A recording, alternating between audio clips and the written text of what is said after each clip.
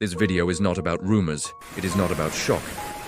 It is a psychological case study based on documented facts and observable behavior. The case of Jeffrey Epstein isn't just about one individual. It's about power, silence, and how systems fail when influence goes unchecked. To understand what happened, we need to look beyond the headlines and into the psychology of control and the environments that allow it to fester. This is an exploration of the patterns of human behavior that this case tragically illuminates. Let's begin with the established, documented facts. Jeffrey Epstein was a wealthy financier with extensive social and political connections, operating in the highest echelons of society for decades. In 2008, he was convicted in Florida for soliciting and procuring a minor for prostitution. The plea deal he received was notoriously lenient, serving only 13 months in a county jail with extensive work release privileges. More than a decade later, in 2019, he was arrested again on federal charges for sex trafficking of minors in New York and Florida. He died in custody before his trial could take place. These are the core, undisputed events. But what matters for our psychological understanding is not just what happened, but the environment that surrounded these facts. An environment built on a foundation of immense power, carefully cultivated influence, and a pervasive, calculated silence. How does such an environment come to be, and what does it do to the people within it? To answer that, we must first examine the psychology of power itself. Extreme power fundamentally alters human psychology. A large body of research in social psychology demonstrates that, as an individual's sense of power increases, their capacity for empathy often decreases. They become less able to see the world from another person's perspective and more focused on their own goals and desires. Simultaneously, their tolerance for risk-taking increases. The normal checks and balances that govern most people's behavior, fear of consequences, concern for reputation, a sense of accountability, begin to erode. Epstein existed in a world defined by this kind of extreme power. He operated within circles where immense wealth, status, and powerful connections created a bubble of perceived immunity. In these environments, the rules that apply to everyone else seem to bend or disappear entirely. This is the concept of untouchability. It's a psychological state where an individual believes they are above the law, not because they are ignorant of it, but because their experience has consistently shown them that their influence can override it. Power in this context doesn't just protect existing behavior. It actively reshapes it. It creates a reality where boundaries are seen not as moral lines, but as obstacles to be navigated or simply ignored. This psychological shift is a crucial first step in understanding how systemic abuse can take root and flourish, often in plain sight. It's the fertile ground from which manipulation grows. Manipulation, especially in cases of prolonged abuse, rarely begins with overt force. Instead, it relies on a process of gradual normalization. The manipulator starts with small, almost imperceptible boundary violations. A slightly inappropriate comment, an unsolicited gift, a request that feels just a little too personal. Each small step is designed to test the waters and desensitize the target. If one boundary is crossed without resistance, the next one becomes easier to push. This is followed by a strategic use of silence and isolation. The victim is slowly cut off from their support systems, made to feel that the manipulator is the only one who understands them or can provide for them. This creates a state of dependency, emotional, financial, or social. This pattern is a textbook example of coercive control.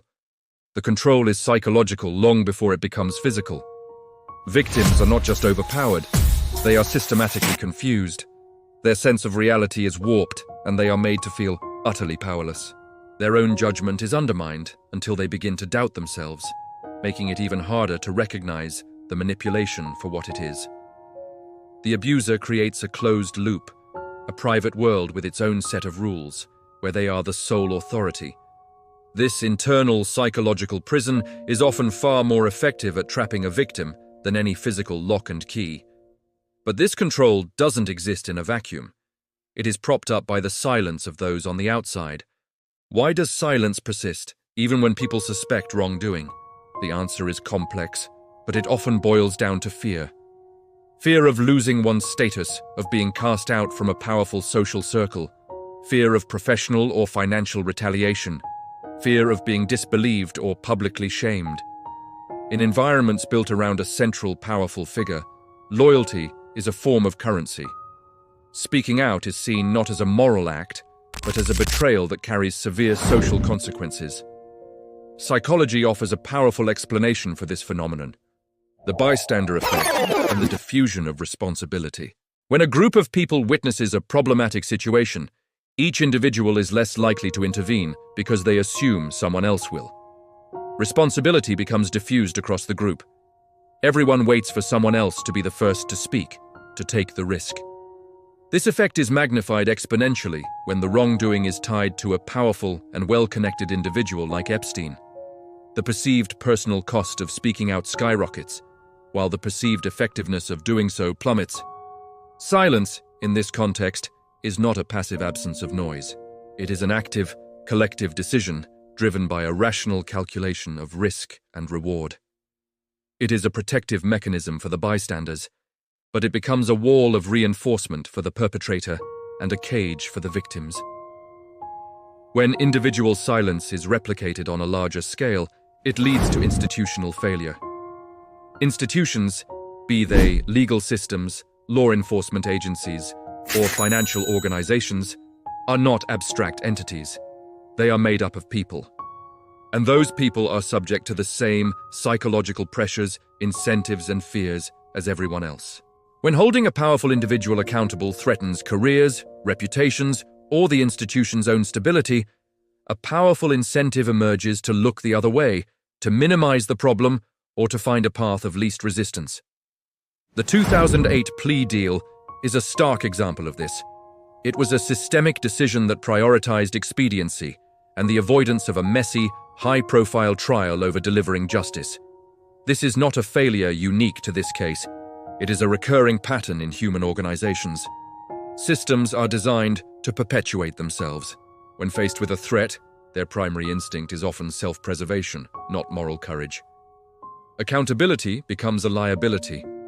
This systemic breakdown doesn't happen because everyone involved is malicious. It happens because of 1,000 small decisions, each one seeming rational or defensible in isolation, that collectively create a catastrophic failure of justice. The system, designed to protect, ends up protecting the perpetrator. So, what is the real lesson to be drawn from the Jeffrey Epstein case? It is not simply a story of one man's crimes. It is a cautionary tale about what happens when immense power intersects with calculated silence, and when the systems designed to check that power fail. Psychology teaches us several key things here. First, that unchecked power and influence are corrosive.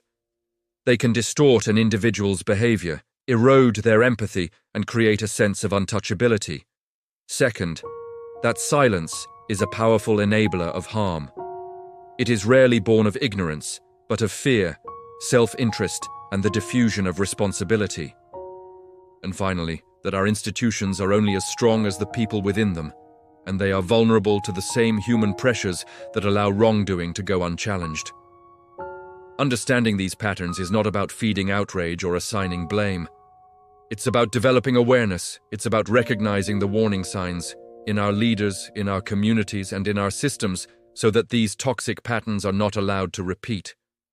The goal is prevention, and prevention begins with understanding. Thank you for watching. If this discussion was valuable to you, please consider subscribing for more analyses of human behavior.